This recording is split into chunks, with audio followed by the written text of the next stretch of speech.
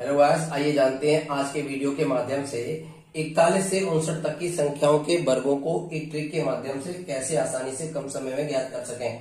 देखिए 50 लिखा है तो 50 के वर्ग को आप हम क्या लिखेंगे, 50 का वर्ग 2500 होता है, ठीक है ना।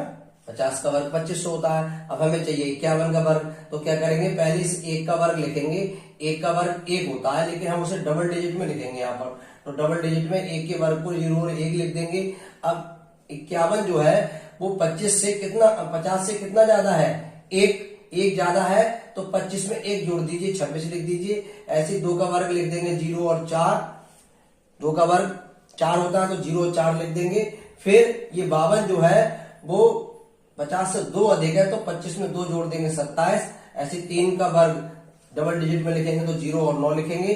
53 50 से 3 ज्यादा है तो 25 में 3 जोड़ देंगे, 28 हो जाएगा। ऐसी नीचे संख्याओं के वर्गों को आप निकाल सकते हैं। जैसे 4 का 16 लिख देंगे, और ये 54 50 से 4 ज्यादा है तो 25 में 4 जोड़ देंगे, 29 हो जाएगा। ऐसी संख्याओं के इधर आप वर्ग निकाल लेंगे। ऐसे यहाँ क्या करेंगे, जैसे ये इधर क्या करना है इन संख्याओं के लिए, ये 49 है।